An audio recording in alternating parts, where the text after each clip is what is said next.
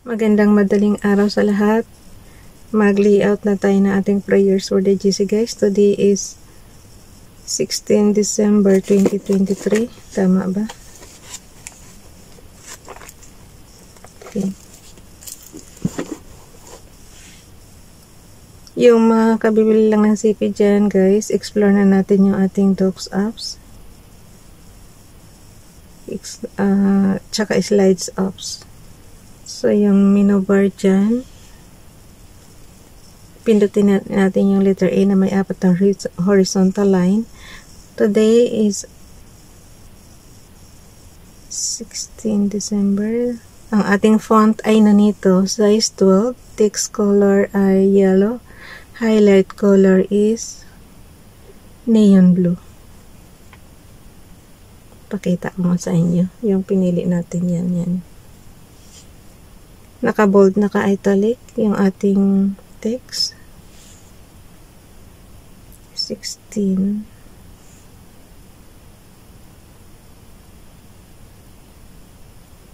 Nag-scroll up ako, tinitingnan ko kung para sure lang ba.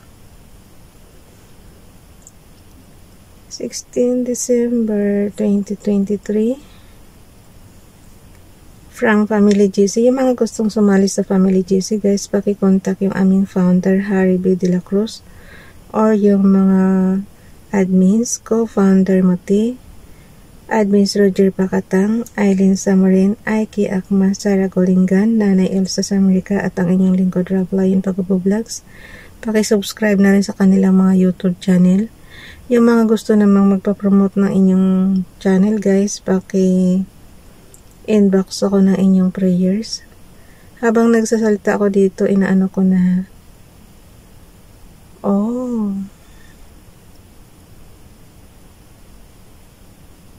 nangyari? Ando nga muna natin yan. So, punta muna tayo sa ating Hebrews Bible. Tehillim, Psalms chapter 119, verse 105. Thy word is an ear unto my feet, or unto my path.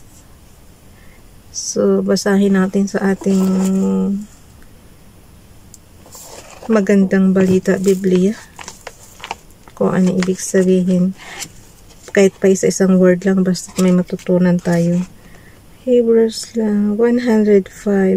Awit 119 verse 105. Yung Tehillim guys, awit yan dito sa Tagalog.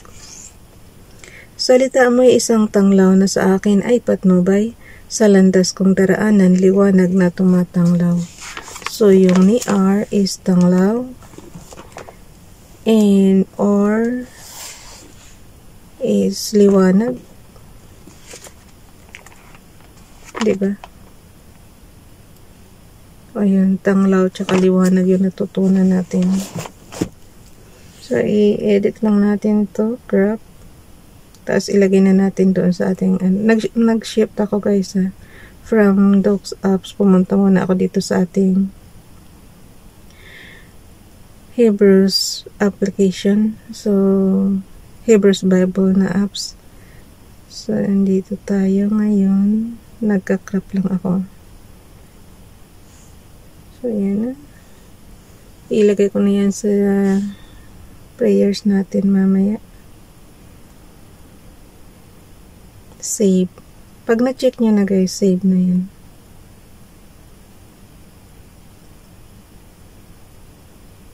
Then, i-delete na lang din natin yung pinag-crapan natin ba. Para hindi sayang yung space.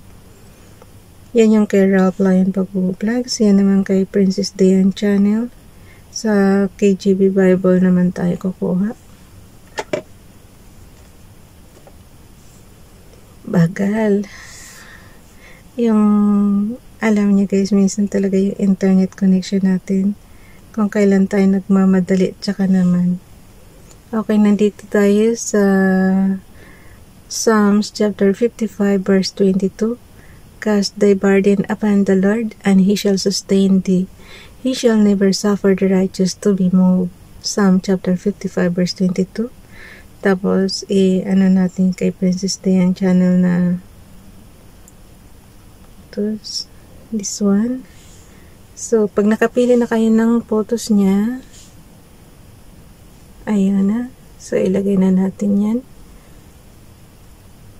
Tapos, since hindi siya pumapasok sa Messenger, i-screenshot na lang natin yan. And then, crop. Tapos, ilagay na natin doon sa ating Docs apps. So, ganun lang siya kadali, guys. Ang pagka-crop, katulad lang ng ginawa natin kanina doon sa Hebrews. So, ika-crop lang natin yan. Ewan ko ba bakit hindi na siya pumapasok sa Messenger. So, save na lang siya. Automatic, meron na tayong prayers. Tapos, tulad ng sinabi ko, i-delete na yung mga hindi kailangan kasi punong-puno na guys sa graphics. O paano ba naman tayo magde-delete nito? Wala tayong oras. So, punta na ulit tayo sa ating Docs apps. Ilagay lang natin yung mga prayers natin. At least, pinasa ko na sa inyo. So, lapis ulit. Arrow down ulit tayo. Yan lang ang mahirap pagka cellphone ang gamit mo kasi yung pag-shifting hindi katulad sa computer na isang click lang ng mouse doon sa ibang Windows. 'Di ba? Kahit ilang browser ang i-ano mo, ang i-open mo, kayang-kaya. Dito kasi sa cellphone, pag mag-shifting ka, yung internet connection mo talaga number 1 na problema. Kasi nga, hindi siya katulad sa computer na mabilis. Nalipad pag umaano ka, dito sobrang gapang sa bagal. Nagre-reklamo na naman. So, image tayo from photos. Okay. Tapos, lagyan lang natin ng label. Yung ano ni Rob, tsaka yung kay Princess Dayan channel na YouTube.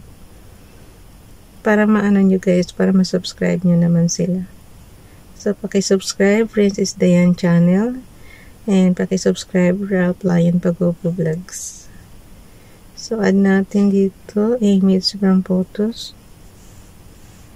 Bilisan na at may work pa tayo. Gallery. Nandito tayo sa Messenger ulit. Ewan ko ba, nagluloko na nga ang Messenger ko, tapos sa Messenger pa ako lagi nagsisave.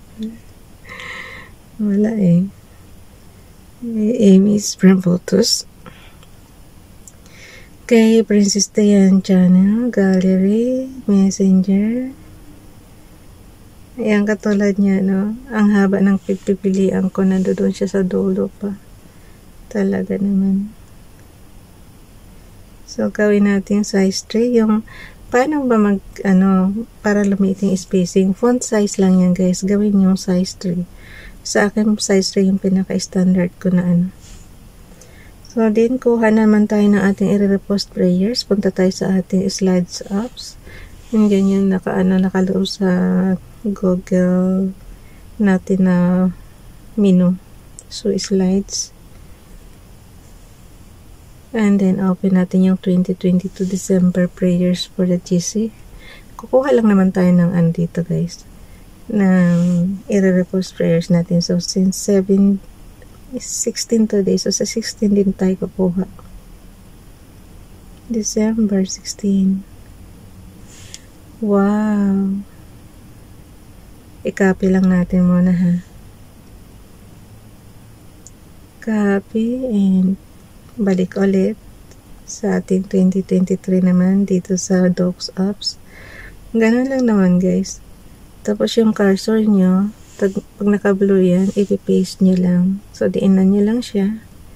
Lalabas yung paste. Select all. So, paste tayo. Basahin ko lang sandali, ha. 16 December 2022 from Family GC, YTC Ralph Lion Pagopo Vlogs, YTC Princess Dayan channel. Leviticus chapter 7 verse 22 to 24. And the Lord spake unto Moses, saying, Speak unto the children of Israel, saying, He shall eat no manner of fat of ox, or of sheep, or of goat, and the fat of the beast, that diet of itself, and the fat of that which is torn with beasts, may be used in any other use, but ye shall in no wise eat of it. Bible King James Bible. mayroon siyang binilugan dito.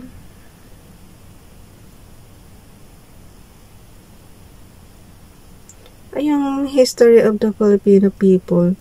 Parang inaano rin niya dito yung love God with all your heart. Bear always in mind that love of God is also the love of country, and this too is love of one's fellow men. Bakit kaya binilugan to ni Ralph nung nakaraang taon? Punish any scoundrel and traitor and praise all good work. Believe likewise that the aims of the KKK are God-given, for the will of the people is also the will of God. Oh, ito yung parang commandments ng grupong kataas-taasang katipo ng anak ng bayan. Yung KKK, guys. So, parang naayon pa rin siya dito sa ni Father God. Mga commandments. Tapos, dito naman sa ating Leviticus, bawal naman talaga kumain ng fat, guys. Alam mo kung bakit? Magkakasakit ka ng high blood. So, tama lang to. So, kahit na ipinagbawal dito sa Bible na dapat sundin natin kung hindi matigas ang ulo natin, dapat sundin natin para din to sa unang-una pagsunod sa kautusan ni Father God. Tapos, pangalawa naman, para rin sa sarili mong kalusugan, diba? So, ganun lang yan. Screenshot na natin. Ay, type ko lang muna repose prayers. Tapos, add ako ng horizontal line muna dito. Type ko lang siya, repose prayers. Minsan talaga mapapaisip ka na pag nag-repose prayers ka, mag-isip ka, bakit kaya ito nilagay ni Ralph?